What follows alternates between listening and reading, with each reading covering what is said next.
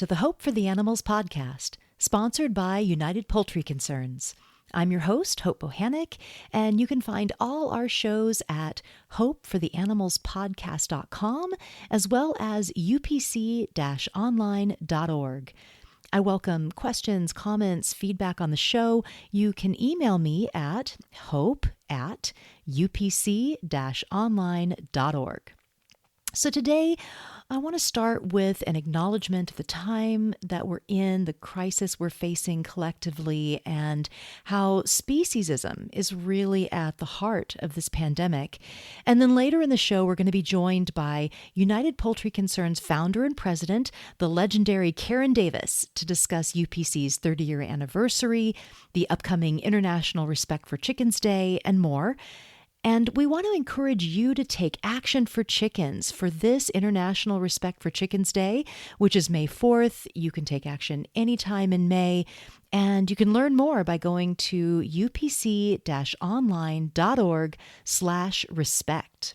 And I want to start today's episode by acknowledging that many people in our animal advocacy community have really been affected dramatically by what's happening. I just want to acknowledge that this is really, it's a hard time for everyone, but it's possibly even a harder time for you. If you're listening to this podcast, you're likely a caring and compassionate person. You're sensitive to the distress of others. And I've found that people who care about animals, contrary to stereotypes, also care deeply about humans and the planet. And we are right now in a collective state of anxiety and uncertainty. And I think that, sensitive people feel that deeply. So please take care of yourself in whatever way you need to. This could really be a mental health crisis in the making for a lot of people. So, do what you need to do to take care of yourself. I'm trying to do that myself. And however you've been affected, I'm so sorry, and my heart is with you. And even though the world has just come to a standstill, farmed animals are still being bred and confined and killed. They're suffering in misery in egg and dairy and meat facilities, and it is forcing us as activists to get creative and to figure out ways of bringing our message into people's homes while they're staying safely indoors. And as a result, for me, is this podcast. And I want everyone to please give me a round of applause right now for figuring this out. I am a 50-year-old technophobe who would probably be a Luddite if I wasn't an activist. A Luddite is someone who rejects technology for political reasons. But the suffering of animals overwhelms me to act. Their stories and their plight, motivates me to be brave and rise to the challenge and frustration of technology. And I have figured out this podcast thing. Woohoo! So let's get started. And I really want to talk today about speciesism. Okay, so what is speciesism? Well, like racism and sexism and homophobia, speciesism is defined as the false belief that one species, in this case, is dominant over or more important than another. It's basically the assumption of human superiority that leads to so much exploitation of animals all over the world and in many forms. And speciesism is actually at the heart of this pandemic. It is the cause, capturing, confining, killing, and eating animals. In this case, it was wildlife trafficking, and we're encroaching into wild areas and capturing the animals that we find there and confining them in filthy, tiny cages. They're stressed, and this is a breeding ground for zoonotic diseases that jump to humans, and this is the cause of numerous epidemics. Ebola, AIDS, SARS, all come from butchering and eating wild animals. But not only eating wildlife, also domestic animals. The birds, cows, pigs, goats that we confine and dominate and kill and eat have also caused mass illness and outbreaks, H1N1 swine flu, bird flu, not to mention, of course, our major causes of death in the U.S., chronic degenerative diseases like stroke and heart disease and type 2 diabetes and cancer. These are just slower moving, but just as deadly diseases that come from eating animals. And I don't want to make a blanket statement here that all viruses and all things that kill us would be eliminated by not eating animals. That's not true, and I think that it is important for us to be scientifically accurate. For example, malaria comes from mosquitoes, Lyme's disease from ticks, but the truth is horrible enough. And according to the CDC, 3 out of 4 new novel infectious diseases come from some form of us butchering and eating animals. So we could eliminate a huge amount of human suffering by creating a worldwide vegan ethic. And in fact, if we had a global vegan ethic in place, we would not be experiencing the pandemic and international crisis that we're in right now. Veganism is a boycott of the product of animal suffering, and that's an important message to continue. But I think we also must address the overarching cause of all the non-human suffering and call out speciesism. Now, I read Time Magazine, I watch 60 Minutes, NPR, and there are articles and videos on racism and sexism all the time now, more than ever before, which is awesome. We're exposing the ethical flaws in human culture and interaction, and that is so important. And I think now is the time that we also need mainstream media talking about speciesism. We need to uncover the injustice of treating someone cruelly, taking away their agency, and killing them for profit just because they're another species. Science and common sense now tell us undoubtedly that non-human animals not only feel pain, but they suffer anxiety and trauma. They are profoundly emotional. They grieve, they rejoice, they love life, and we have no right to take it from them. We're so much alike. We have the same faces, the same fears, the same emotions in common. We need articles and videos and other media calling out the injustice of speciesism to root out the underlying source of most all human-imposed animal suffering. Now, I think it's good for us to have specific targets and to be focused on issues like closing the wet markets. In the U.S., there's a lot of energy around that issue right now because, of course, the source of the pandemic was wet markets, and also encouraging veganism. That's important work that I will continue to do. And in fact, we will be talking about the wet markets in the U.S. and around the world with Karen Davis later in the program, because she has written extensively about the connection with these markets and human diseases for decades. So that is important work. But beyond veganism, I think we need to broaden the narrative to the larger dominant paradigm of speciesism, to transform what we do as a society, how we behave. We need to address who we are in terms of the paradigmatic foundations that impel human behavior.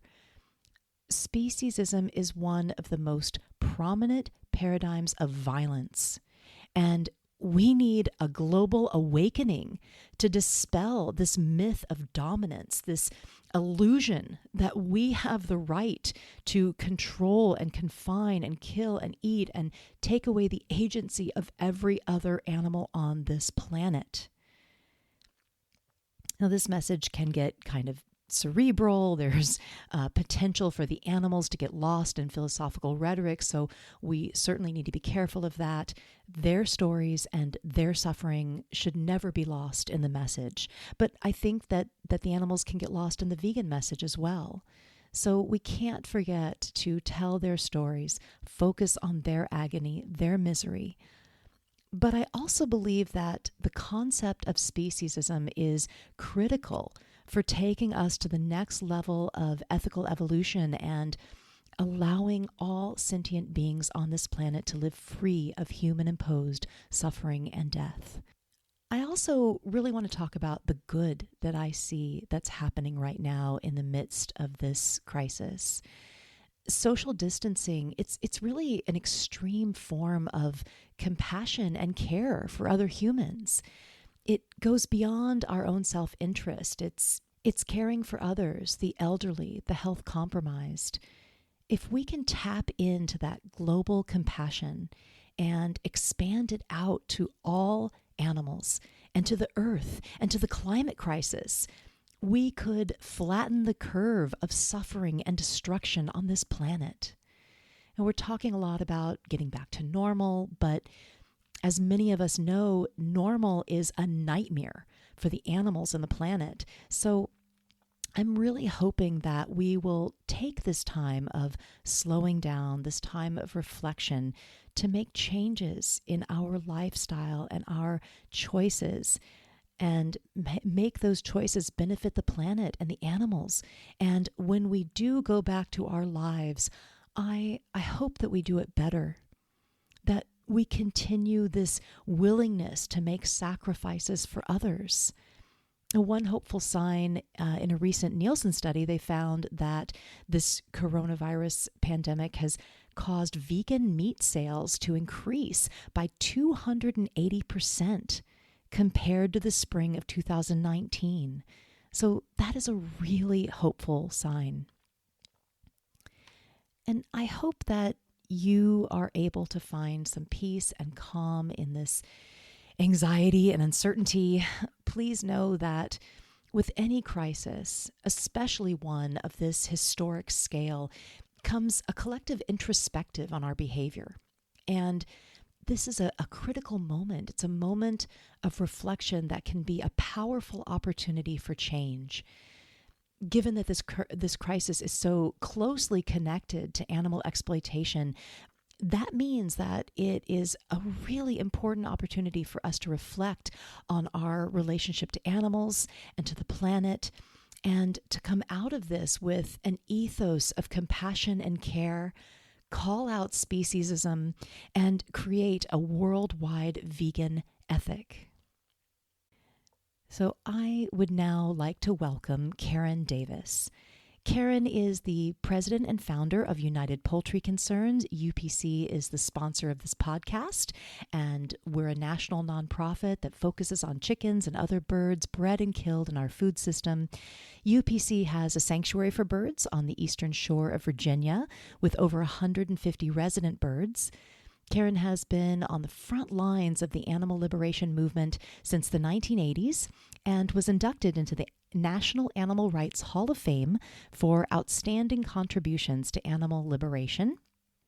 Karen is the author of numerous groundbreaking books and articles about the plight and delight of chickens, and she has spent years in close proximity with chickens, rescuing them, knowing them, talking to them, and generating volumes of precious information about them. I am so happy to introduce Karen Davis. Hello. You there, Karen? Yes, I am. Thank you, Hope. I'm right here. Wonderful. All right. So let's just start off. Why don't you just tell us a little about yourself? What led you to launch United Poultry Concerns 30 years ago? Of course, this year is United Poultry Concerns 30-year anniversary, 2020. So how did the animal advocacy leaders respond to the idea of you creating an organization for chickens and turkeys? How did this all begin? Well, in the 1980s, I became very interested in what was just then becoming the animal rights movement. The whole Washington, D.C. metro area was a hotbed of activism in the mid-1980s. It was also a time when the animal advocacy movement was starting to pay some attention to farmed animals, which previously had been ignored, and particularly in the United States. So I began reading a lot about animal rights. There was actually quite a lot of literature by that time, and I started attending organizational meetings and demonstrations and things that were taking place in the Washington metro area. And I did a volunteer internship at the new organization at the time called Farm Sanctuary, which was then located in Pennsylvania. And it was my experience at Farm Sanctuary meeting the chickens and the turkeys and the ducks and the geese, although I loved meeting all of the animals who were brand new to me, the pigs, the sheep, the goats. I did not know these animals growing up, but I've had a lifelong affinity for birds. And so when I met these birds, so-called poultry, when I met these birds, and particularly the chickens, I was just so drawn to them. And getting to know them in a personal way every day as a volunteer intern. I actually lived at Farm Sanctuary for 5 weeks the summer of, I believe it was 1985 or 6. I just began to feel that I would love to start an organization that would focus on the plight and the delight of birds who are considered a food source for human beings, particularly chickens and turkeys. So I continued my reading, including historical accounts of how uh, cultures and societies have kept these birds, which is a very unhappy story. I can tell you right now, long before factory farming per se got started in the mid 19 or the mid 20th century. And I began to feel that even though I was studying to get my PhD degree in English literature, which I completed in 1987, but by that time I was really deeply immersed in the animal advocacy activities.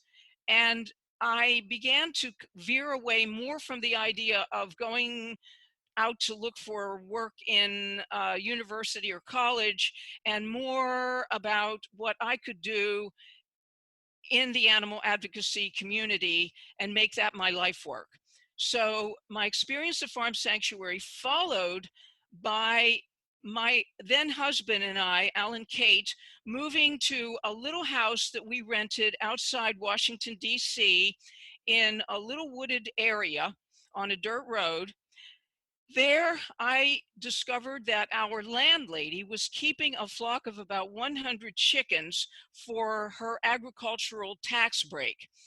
And when I discovered these chickens by accident one June day in 1985, I used to start to visit them in the afternoons. I would sometimes take a book or a magazine and I would read, and they would all gather around me. And I was just very, very moved by them. And I would stroke their feathers sometimes, and they really seemed to appreciate the attention. Well, after about 2 weeks of that, I also noticed how huge they were. And I was just then learning about how chickens bred for the meat industry are forced to grow many times larger and faster than a normal chicken would. And these chickens exemplified that information. So I saw how huge they became in such a short amount of time. But one day I went down to visit them and they were gone.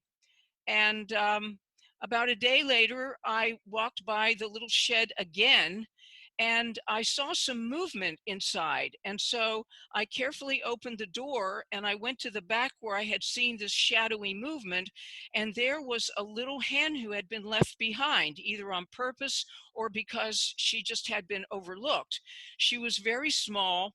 She was very crippled. Her eyes were very dim and unfocused, and she looked like the saddest little creature. So I gathered her up in my arms and I took her into our kitchen and I set her carefully down on the kitchen floor on a nice little blanket. And my husband, Alan Kate, looked at her and he said, "Well, we should call her Viva because she is the only one who lived." So she became Viva the chicken hen. And two things I say about her in the article that I subsequently wrote about her and that appears on our homepage on our website is how she was so crippled, but she wanted to be able to run. And she would go through this painstaking ordeal to be able to walk on her wingtips. And then she would walk and run on her wingtips because her legs were so lame and crippled. And then she would collapse in a heap and she would be exhausted. And she would wait a while and then she would commence the whole effort to be able to walk on her wingtips again. The other thing about her, well, everything I loved about her, but the other thing was how when I would be petting her feathers and stroking her under her chin and showing her that kind of affection, she would actually purr like a little kitten, like a little, and it was clear that she was contented and happy and felt comforted. And I had no idea that a chicken purred, or really, I didn't knew so little about chickens. But my experience with Viva in particular, plus my experience with at Farm Sanctuary, plus my learning about the fact that chickens are far and away the 98 or more percent of all land animals being raised and slaughtered for food, those things came together to cause me to decide in the late 1990s that I wanted to start an organization that would be devoted to educating people on behalf of chickens, turkeys, and other domesticated fowl. I wanted an organization that would be an advocacy group for these birds. And so I, of course, debated about what to call the organization. I was going to call it Chicken Liberation America, and I had all these different names that I ran by people. And eventually I settled on United Poultry Concerns because I wanted a more corporate sounding, less obvious sounding title at the time. In particular, I wanted to be able to get some specific information from poultry industry meetings and poultry industry representatives. And I thought that having a more corporate sounding title would enable me to accomplish that goal. And I believe I turned out to be correct about that. In any case, I did ask some people, some leaders in the animal advocacy movement at the time in the late 1980s, what they thought about my starting an organization focusing on chickens and turkeys. And I got two distinctly different answers. One group of people said that this type of organization would never succeed because, as one person said to me, we can't even get people to care about whales. How are we ever going to get people to care about chickens? And then the other group of people said, you should do it and you should do it now. Don't wait, do it now. Now, I was going to start this organization regardless of what kind of advice I received because I'd already made up my mind. But I was very interested in the responses that I received.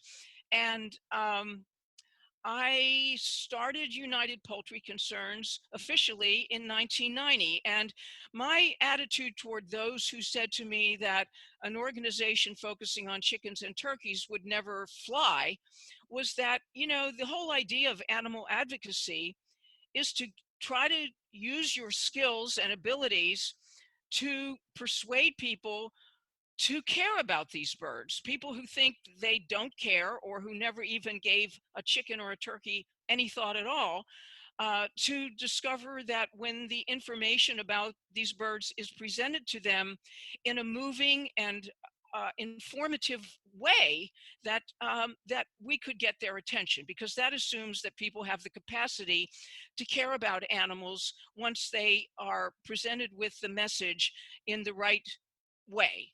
So I operated then and continue to do so to this day on the basis of the belief that most people do have a sympathetic nerve, if you will, and are capable of caring about chickens and other animals they may feel initially that they will never care about. And I have found that that's true. So I did start United Poultry Concerns in 1990, and I never looked back. I think that, is just wonderful. I love hearing Viva's story, and happy anniversary to United Poultry Concerns. How wonderful that there's been 30 years of this fantastic advocacy for chickens and other birds. So I want to ask, what have you learned from your research and your personal experience with chickens and turkeys that can help people to better understand and appreciate these birds? And can you also talk about the wet markets where live animals are sold and killed? You've been writing about these markets for years. They're now really in the forefront of people's minds with the connection to the coronavirus right now that originated from a wet market. So, can you talk a little about those things? Well, one thing I can say is that having been engaged with chickens and turkeys on a daily basis since the mid 1980s, I have come to know them about as well as one can get to know the members of another species of animal. And when it doesn't take a rocket science to discover within a few days pretty much what chickens like to do. First of all, they like to be active. They like to run, they like to walk, they like to jump up on tree branches and other kinds of perches. They like to be busy. They're very, very vibrant birds. They want to run around the yard. They love it when you throw out almost any kind of treat for them. They will come running, and they're all excited and cheerful and happy about almost everything. And one thing I just discovered about chickens very quickly was how cheerful they really are. I mean, they seem to be happy in just about any type of weather, including snow or rain, or certainly they love sunshine. And they love to take, speaking of sunshine, they love to take sun baths. And they will flop down on the ground and they will spread out one wing on one side and soak up the sun that way. And then they'll turn their body around and then they'll soak up that side of their body. And they raise their feathers from their body so that the sunlight will soak into their skin. And they need that sunlight for vitamin D3. So it's a blissful experience for them. And they totally enjoy that sunlight. And they will seek out the sunlight on cold winter days when the days are short, but they will follow the sun in the yard. And it also is part of their hygiene practice. The other thing that chickens particularly love to do is to take dust baths. That is DUST BATHS, dust baths. And for a chicken and a turkey, a dust bath is comparable to a water bath for human beings. There are some types of birds like starlings who I watch take both dirt baths and sparrows also. They take both baths and water baths in puddles and things. But chickens and turkeys take dust baths. And what they will do is they will sink down into the ground, onto the ground, and they will make a dust bowl. And they will scratch with their claws and they will use their beaks to get the earth to fly up in all directions and to settle into their skin. And those earthy particles actually help to remove debris that has built up in their skin. And it's kind of like when we scrub our own skin or when we vigorously comb our own hair, that we are sloughing off old skin cells and getting rid of any type of debris that has lodged there. And we're cleaning our body. And so to see chickens with such earthy pleasures and such a very earthy needs be locked up in cages or in confinement facilities where they are deprived of sunlight, where they are deprived of earth in which to uh, sunbathe, on which to take a dust bath, and simply to run around because their feet, their legs, their whole anatomy and physiology are all designed to be on the earth itself, not to be on standing on metal or on wires or bars or anything else, all of which causes them a great deal of pain and can lead to lameness and all kinds of problems. Well, most of us are now familiar with what we have come to call factory farming, where you have many thousands of birds locked up in a confinement facility. If they're being bred for the meat industry, they can't even move. They grow so fast and so large in just a few short weeks as a result of the artificial breeding they've been subjected to. And pretty soon they're just beak to beak. They're lame because they've grown so fast that their skeletal system can't keep up with the growth of their muscles, and they go to slaughter basically crippled in almost every case. And then the hens bred for the egg industry are a smaller type of hen, a smaller type of chicken. All of their brothers are destroyed by being ground up alive at birth, or asphyxiated with carbon dioxide, or actually electrocuted. But the hens who are used for egg production, the majority in this country and worldwide are in battery cages. They're in little tiny cages that are stacked up high and go in a building as farther than the eye can see, not only because these buildings are so long, 600 feet long sometimes, and because the air is so dense with contaminants that there's always a haze in the air. So that also makes it more difficult to see to the very end of these long, long, long, long buildings, which are nothing but a universe of cages filled with tortured hens. Even these so-called cage-free operations, while they're less completely cruel than the battery cage, the birds are still very, very crowded. They're really deprived of things to do. I will read poultry industry literature, which still has articles about how, well, why is it that chickens will peck at each other in the cage-free operation, or even why do they peck at each other? Why can they be driven to peck each other in the cage? Well, it's because chickens evolved their beaks and their claws and their whole body to forage in the soil. That is, they dig in the soil in order to find their food. So that's the purpose of their beak, and to explore the environment. So they have a beak for a specific purpose, and that is to survive and to thrive by finding food with their beak. And then they scratch the soil to be able to unearth, well, it could be earthworms, it could be micronutrients, it could be little kinds of bugs that are in the soil.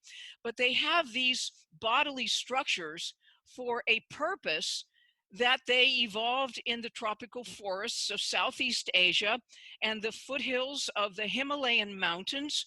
And so when they are put in an environment like a cage or a confinement facility with nothing but machines running and nothing to do with their energies and with the patterns of behavior that define them as chickens, then they become restless, they become bored, and they start picking at whatever they can pick at, because everything they're surrounded by, except for each other, is either metal, metal,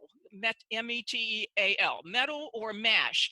And mash will never satisfy a chicken's desire to eat, because chickens' beaks and chickens themselves are designed to pull and peck at things and yank leaves and yank at grass and so on. So they have all these inborn needs that, despite all the breeding that has been done to them for specific agribusiness traits, has in no way changed the fundamental nature of the chicken, or the turkey for that matter. And even cage-free operations, which I've visited personally several times, they're just very barren places. The chickens cannot fulfill their nature and have the kind of life they would choose to have in any of these kinds of places. When we turn to the wet markets, the so-called wet markets, which are live poultry markets, live bird markets, there we see a way of keeping chickens and slaughtering chickens that has gone on for many, many centuries in Asian countries, in Hispanic cultures, in Jewish culture, and so on. And we have, we have our own types of these markets just in regular uh, farming, going back, traditional farming, going back to the earlier centuries before factory farming actually took hold in the 20th century. So what you see is that you have you have the birds treated with no respect and no compassion, and just handled very ruthlessly, very harshly, stuffed into cages. The cage environment is smaller in a market, but the principle and the experience of the birds is basically and the workers is basically the same. um, and the birds are grabbed out of the cages when a customer wants to buy them, and they're held upside down by their feet, which is how the poultry industry holds them also. And they are often weighed, being held upside down that way. And in nature, chickens are not held upside down, nor are turkeys. So just being held head down like that is itself a completely unnatural experience for them. So then they are uh, they have their throats sliced, and they can be crying and everything else, and the workers just throw them into what are called killing cones, or killing holes, and where the chickens slowly bleed out from their throats, and they can often be flopping around, and you can hear their voices crying. There's quite a lot of video of this type of operation.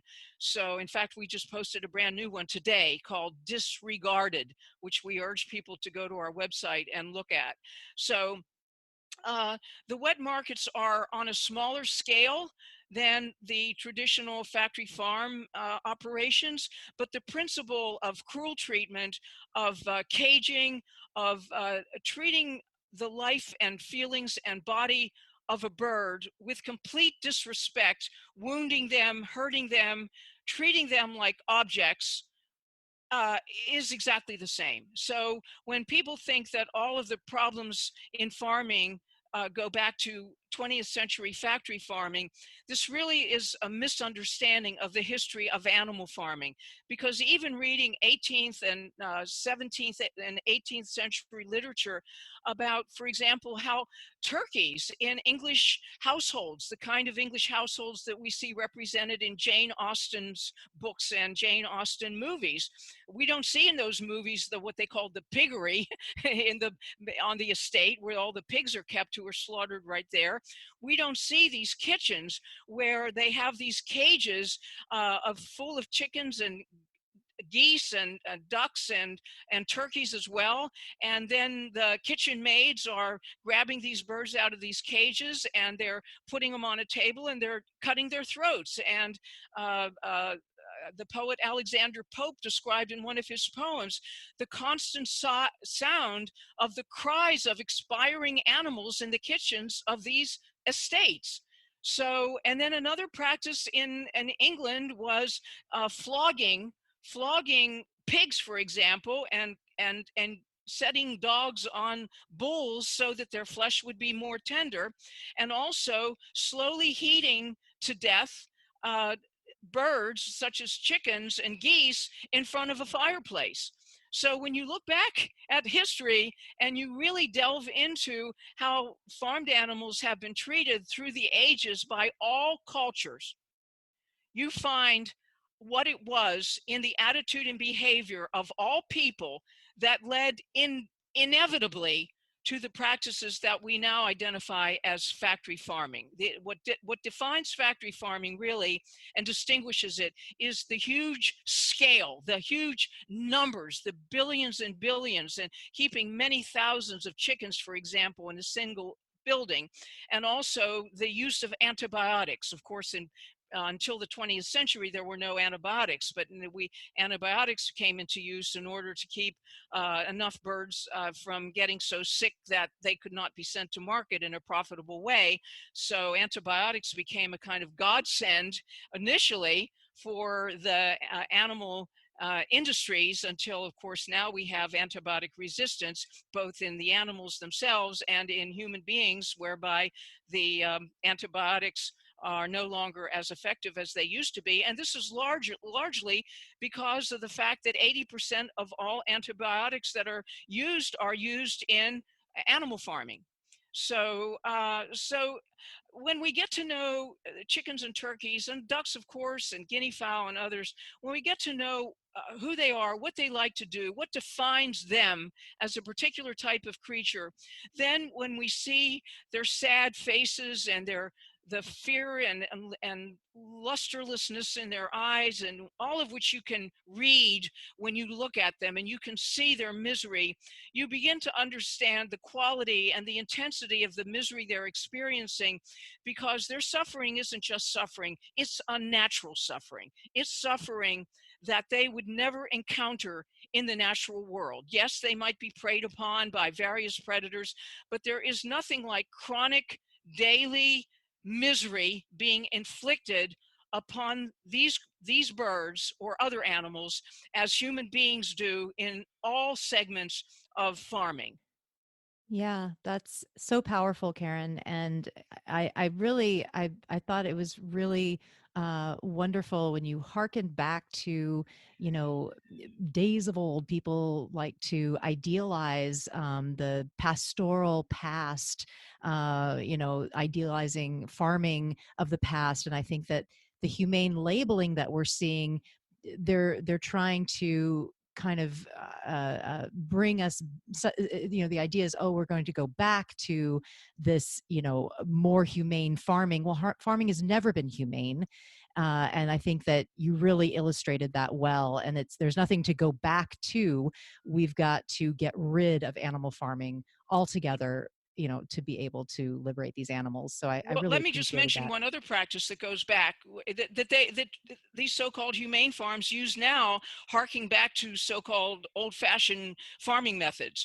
Okay, nowadays in factory farming, the way of loosening feathers so that the feathers of the birds can be plucked out more easily is to subject them to agonizing paralytic electric shocks. Anybody who's ever been in a standard slaughter plant sees these birds in a situation that looks like a giant dry cleaning establishment with just spirals and spirals of birds, and they are dragged through electrified water, which paralyzes the muscles of their feather follicles so that their feathers will pop out more easily after they've been scalded, often scalded alive, and then they're dead.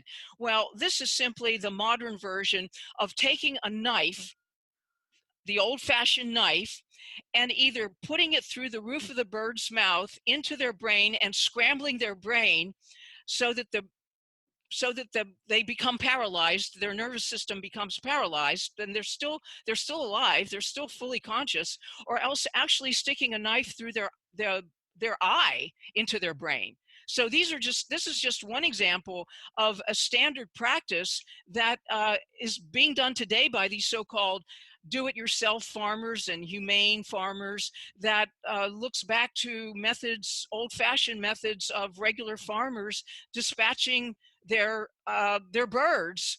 And so once again, we see that when you actually take a close look at the history of animal farming and poultry farming in particular, you see that everything that's being done in factory farms is just an extension of what people in all societies have been doing to these poor birds and other animals since time immemorial, ever since animal farming began back, what, 10,000 years ago or so. Yeah, absolutely. Well, so let's switch gears a little bit, and I really want to ask you about the current surge of interest in animal-free foods.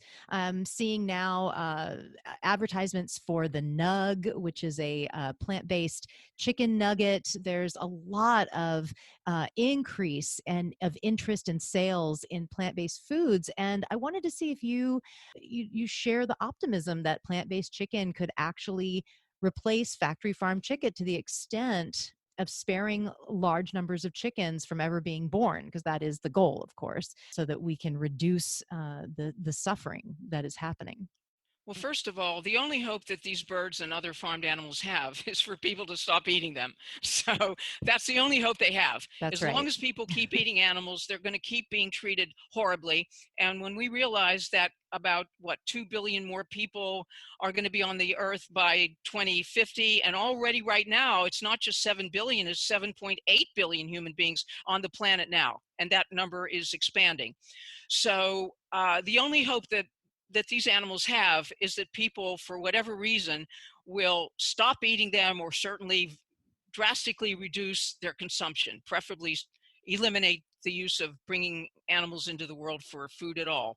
So I am very encouraged by the surge of interest in alternatives, delicious alternatives to animal products that resemble animal products. I do not believe that we should shun products that have names that resemble the names of animal products, or that have a texture or a flavor that resembles animal products. We want to do whatever it takes to get the mainstream people, average people who go into the supermarket or who go into a restaurant, we want them to want to buy, to want to eat, to want to drink the products that are delicious and that resemble the animal products that they like already or did like, but that have no animals in them. There's no animal there.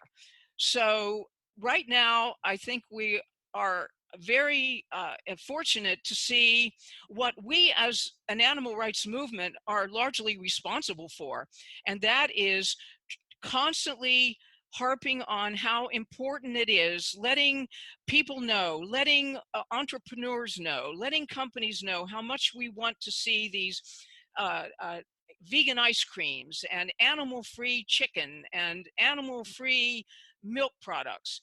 And it really is exciting to go into even a supermarket like we have down here in rural Virginia and to see that there is a whole line of Gardein chicken products. There are vegan Morningstar chicken patties. There are vegan sausages. There are Light Life deli slices. There is a whole range of milks, plant-based milks. We're seeing something that 20 years ago was a dream, and now it's a dream come true. But here's what needs to happen, I believe. I'm not an economist, so I only know what the food analysts say and what I see in our stores as evidence of what I hope is going to become more and more true. Prices have to come down for these chicken alternative products, these vegan, animal-free chicken and other animal products. They have to be competitive with the prices that people are willing to pay for animal products.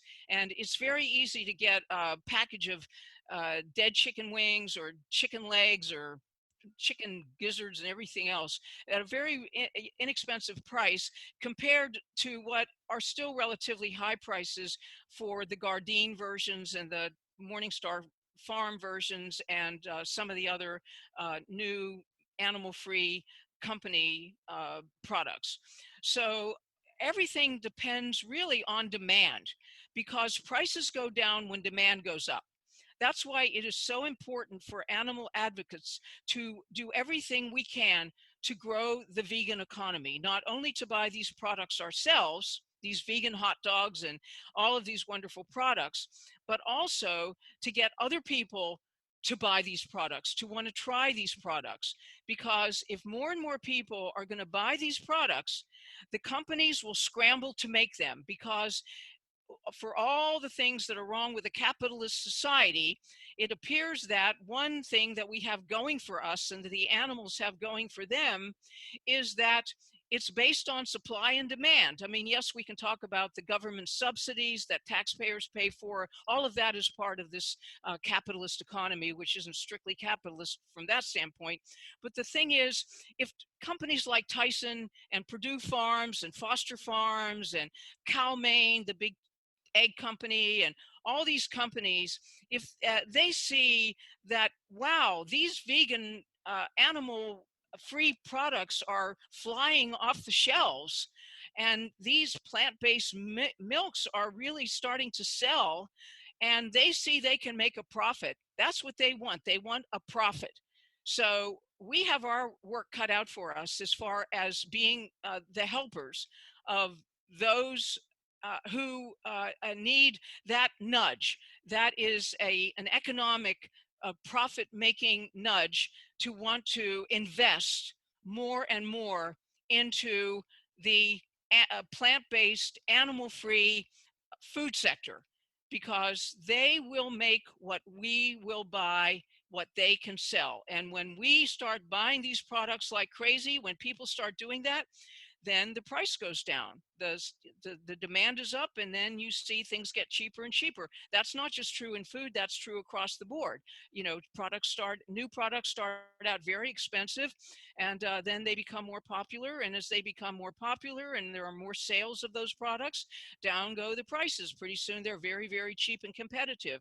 The companies themselves that make the chicken companies, the companies that raise pigs for pork, and the cattle industry and all of that, the egg industry, the dairy industry, the way they're kind of framing the interest in plant-based foods that they're seeing among consumers these days is that this will be another niche in the total availability of uh, foods available to people. In other words, they don't necessarily see plant-based products as taking away from the purchase and consumption of animal products. Right, They just being see it as an supplemental, addition. like supplemental. They see it as supplemental. Yeah. So again, we have to see how these things are going to be played out economically. But we know what our job is. Our job is to get people weaned from animal products, to be disgusted by animal products because of the cruelty that animals are put through in order to create these totally needless products, to understand that all of these foodborne illnesses like Campylobacter and Salmonella and so many others, and now the flu viruses that also are transmittable from chickens and pigs to human beings. There are many types of flu viruses that are transmittable to humans from these birds and from pigs. And now we have the coronavirus. So we need to show that the contamination and the cruelty are linked.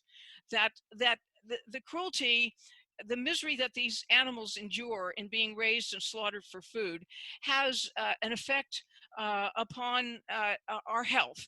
Because when you have animals being miserable because they're living in filthy, squalid conditions, then that translates into what we put into our mouths and what happens to us as far as our health is concerned. Our diabetes, type 2 diabetes is really a dietary disease that is not necessary at all for us to have. And we just need to kind of put together this package of the animals, our health, and the environmental issues, and also just that we have this great creative ability to make these animal-like products out of pure plant proteins. Yes, absolutely. And it's all connected. Well put. We need to wrap up here, but I did want to ask you about International Respect for Chickens Day.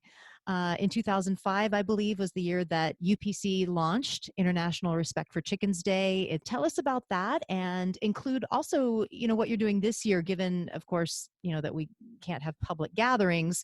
It's all got to be virtual and online. So let us know what's happening with that, and also how people listening to this podcast can help with chickens and other farmed animals and take an action for International Respect for Chickens Day. Well, thank you, Hope. One thing that we do every year that is I and local Washington, D.C. activists that we're not going to be able to do this year is to have our annual International Respect for Chickens Day leafleting and educating and advocacy at the White House. We've been doing this every year for almost 2 decades. And of course, we can't do that this year. But what we are going to be doing this year is, first of all, we're doing this podcast. I've also done a couple of other shows that we're going to be putting on the internet. And we have wonderful bus banners running in Minneapolis in May. We've done this in other cities in previous years, where the bus has a huge message like life can be beautiful, go vegan. And we have cards inside the buses, or in some cases the metro transit cars. But this year we changed the language of our bus posters, our bus banners, to say kindness is contagious. Wash your hands of animal suffering. Live vegan. So we attempt to use language which already resonates people from the whole pandemic of the coronavirus discussions, and help to sort of reframe the coronavirus language to fit our message, which is kindness is contagious. Wash your hands of animal suffering. So we're doing that. And see what happens every year for International Respect for Chickens Day, which, by the way, we expand to the entire month of May, which we call International Respect for Chickens Month. And we ask activists to do something, to perform an action in capital letters on behalf of chickens on or around May 4th or any time in the month of May. And of course, by extension, we say make every day Respect for Chickens Day. But to do something, whether it's leafleting on a busy street corner or holding a vegan potluck or giving a talk maybe to a local church group, just things that they can fit into their daily schedule, writing a letter to the editor of their local newspaper, which many people have done over the years, including me. We see this year as having some challenges to it, but also presenting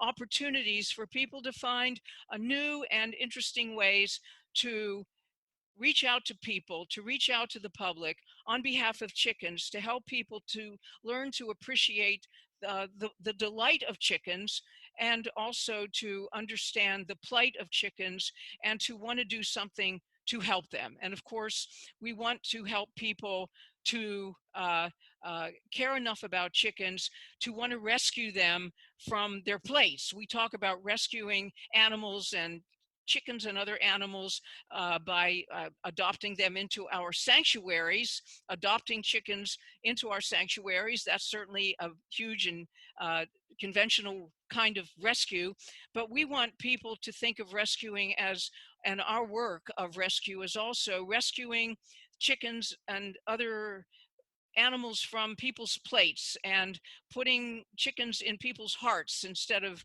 on the dinner table.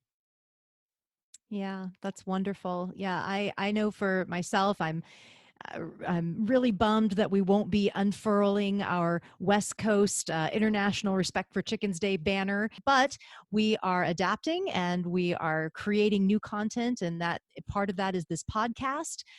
So, International Respect for Chickens Day was an inspiration for this podcast that will continue and bring more all this wonderful information out to the world. So that's all the time that we have. And I want to thank you so much, Karen Davis, for all your knowledge, all your incredible insight. It's just been a wonderful, wonderful time talking to you.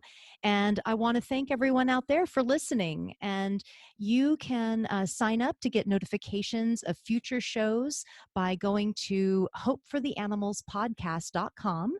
And if you'd like to support this podcast, please consider making a donation to upc-online.org. And I welcome questions and comments and feedback about the show. You can email me at hope@upc-online.org. And I really hope that this episode was an inspiration to you to live vegan if you aren't already. And if you are vegan, to get active for the animals, take an action for International Respect for Chickens Day. And the animals, they need us now more than ever. So please stay safe, stay sane, and thank you for your compassion.